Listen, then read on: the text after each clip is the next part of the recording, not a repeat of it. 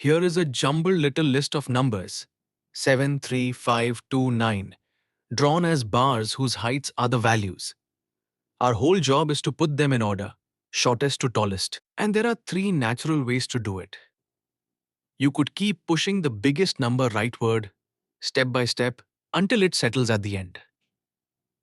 That idea is bubble sort. Or you could hunt for the smallest number and pull it to the front, again and again. That is selection sort. Or you could grow a sorted patch on the left, sliding each new number into its rightful place. Exactly how you sort a hand of playing cards. That is insertion sort. Three strategies, one goal. Let's watch each one move.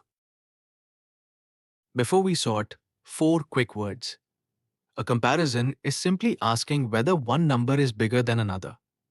The basic question every sort keeps asking. A swap is exchanging two numbers' positions in the array.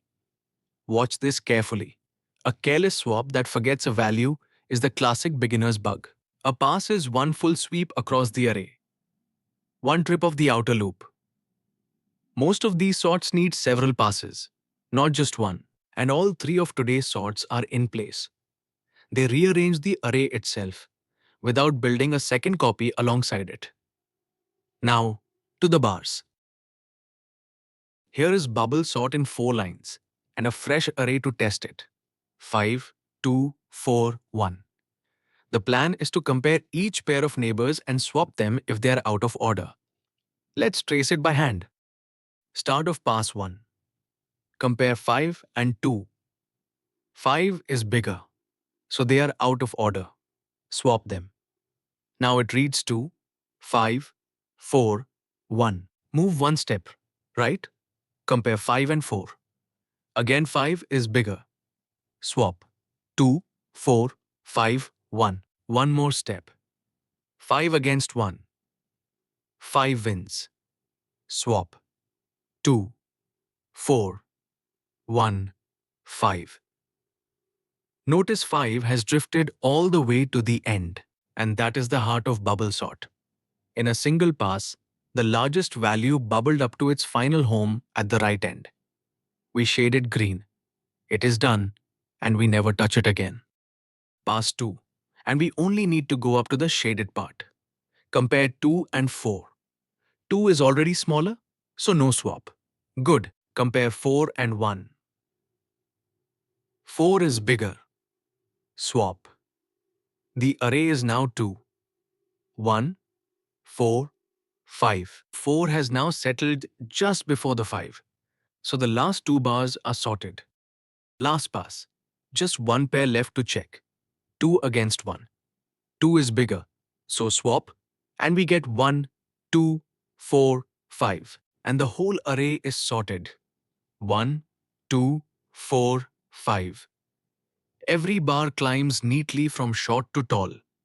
That is bubble sort, from start to finish. Let's speed things up on a slightly bigger array. 4, 3, 2, 1, 5. And just watch the first pass fly by. Every adjacent pair that is out of order swaps. 4 met 5 at the end. 5 was already bigger, so no swap there. The largest value, 5, is now parked at the right. One pass, one big number placed. Fast forward the remaining passes, and one by one the big numbers lock into place from the right, until the whole row climbs cleanly from 1 to 5. There is a lovely shortcut. If you ever finish a pass without making a single swap, the array must already be sorted, so you can stop early. Feed bubble sort an already sorted row, and it makes one clean sweep, finds nothing to swap, and quits. That single trick drops the best case from quadratic all the way down to linear. One pass, and you are done. Selection sort flips the strategy. Instead of bubbling the biggest up, each pass hunts down the smallest number left and drops it at the front. Same array. 4, 3, 2, 1, 5. Pass 1. Set a pointer at the first bar and call it the current minimum. Then scan right. 3 is smaller than 4, so the minimum moves to it. 2 beats 3. 1 beats 2, 5 does not. The smallest is 1, sitting at index 3. Now the single swap of the pass. Exchange the front bar, 4, with the minimum, 1.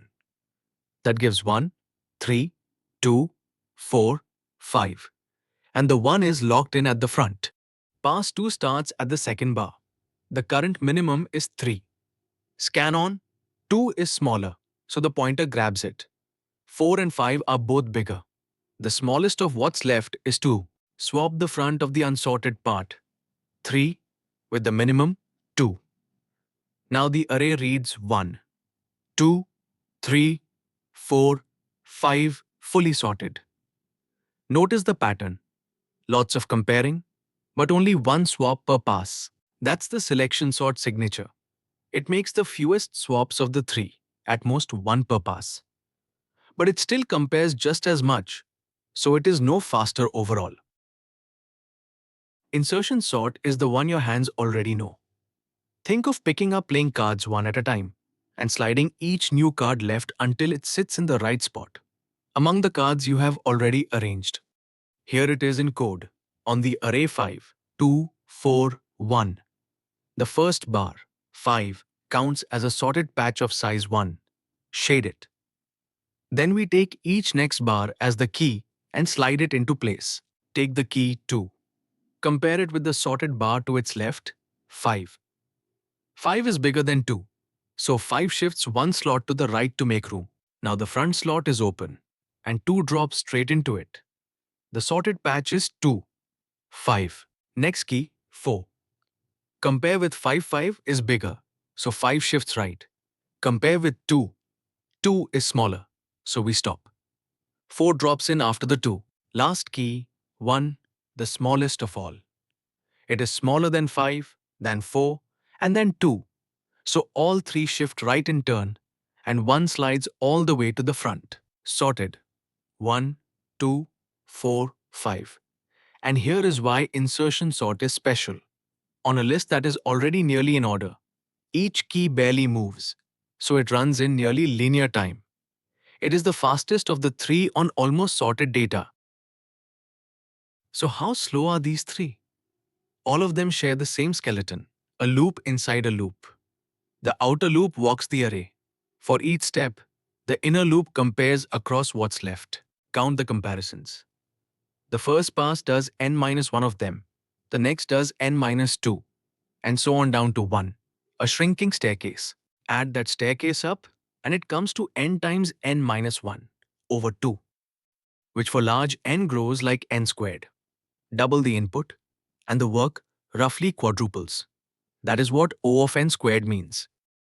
Here is how the 3 stack up. All are order n squared in the worst case. Bubble and selection are usually order n squared no matter what. Though bubble with the early exit trick and insertion both drop to linear on nearly sorted data. Selection makes the fewest swaps. Bubble and insertion are stable. Selection is not. All quadratic. Which is exactly why, once lists get large, we reach for the faster order n log n sorts in the next lesson. Your turn. Here is the array 3, 1, 4, 2. Do a single pass of bubble sort. Just one sweep, comparing each neighbor and swapping when needed.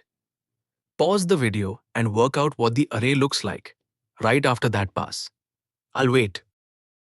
Compare 3 and 1. 3 is bigger, so swap. 1, 3, 4, 2.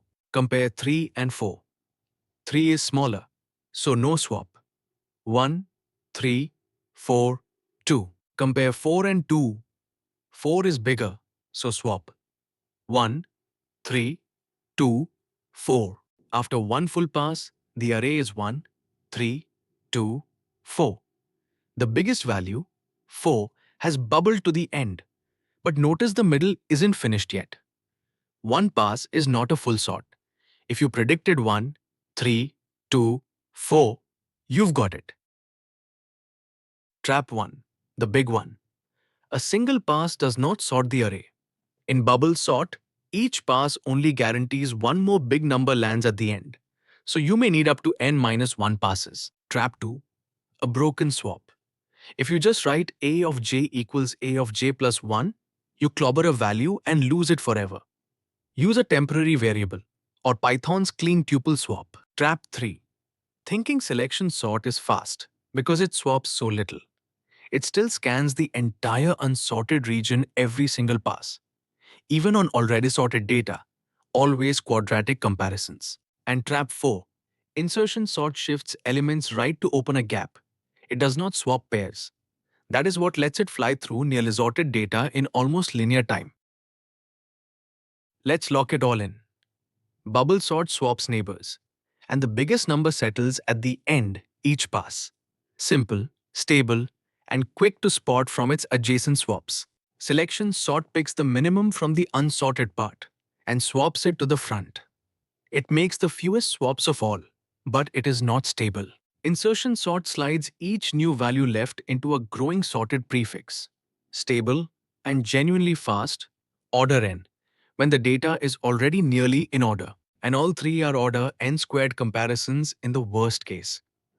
That quadratic wall is exactly why, for big lists, we move on to the faster order n log n sorts. Master these three fingerprints, and you can watch any array and name the sort that shaped it.